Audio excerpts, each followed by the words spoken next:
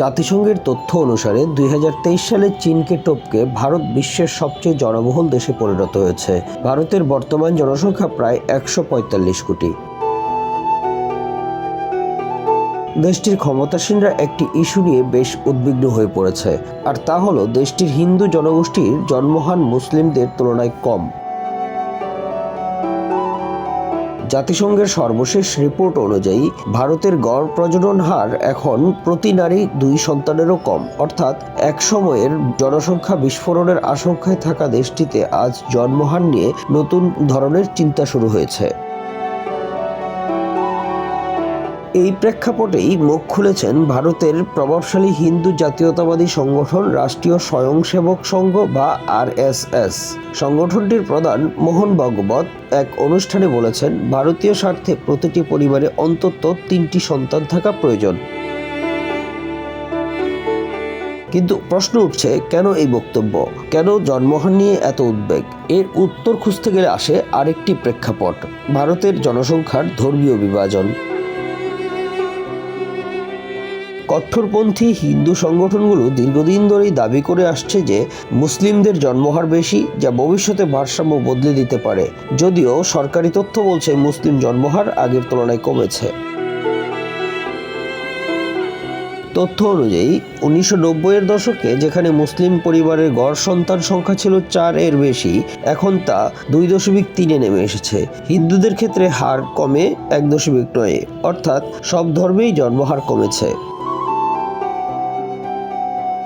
তবু কেন এই উদ্বেগ? বিশ্লেষকরা বলছেন, এর পেছনে রয়েছে সাংস্কৃতিক ও রাজনৈতিক হিসাব। জাতীয়তাবাদী শক্তিগুলো মনে করছে জনসংখ্যা কেবল সংখ্যার খেলা নয়, এটি জাতীয় ক্ষমতারও প্রতীক।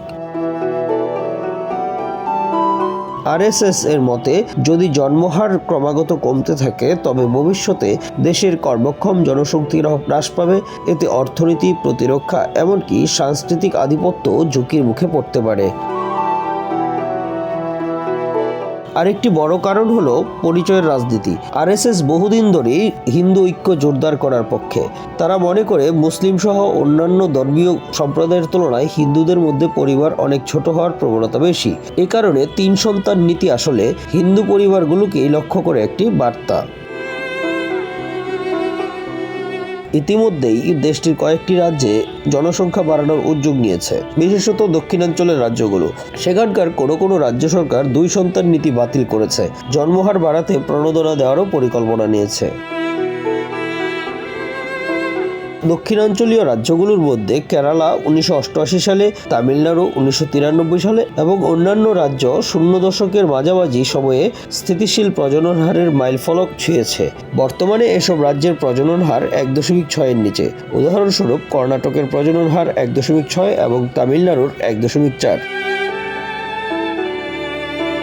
সীমানা পুনর্নির্ধারণের ফলে জনবহুল উত্তরাঞ্চলীয় রাজ্য যেমন উত্তরপ্রদেশ এবং বিহারের সংসদীয় আসন বৃদ্ধির সুযোগ পাবে। অন্যদিকে দক্ষিণাঞ্চলীয় রাজ্যগুলোর আসন সংখ্যা কমে যাওয়ার শঙ্কা রয়েছে। বিষয়টি আঁচ করতে পেরে অন্ধ্রপ্রদেশ ও তামিলনাড়ুর নেতারা ইতিমধ্যেই এই পরিস্থিতি সামলাতে উদ্যোগ নিচ্ছে। প্রজনন হার বাড়ানোর লক্ষ্যে স্থানীয় পর্যায়ে দেওয়া হচ্ছে প্রণোদনা। অন্ধ্রপ্রদেশ ইতিমধ্যেই 2 সন্তান নীতি বাতিল করেছে। অন্ধ্রপ্রদেশের নেতারা বলছেন, তারা বুঝতে পেরেছেন প্রজনন হার বাড়ানোর মাধ্যমেই তাদের রাজ্যের ভবিষ্যৎ সুরক্ষিত করা সম্ভব। জনসংখ্যার অভাবে যেন তারা জাতীয় রাজনীতিতে প্রভাব হারিয়ে না ফেলেন, সেই চেষ্টাই তারা চালিয়ে যাচ্ছেন। Bangla affairs news desk.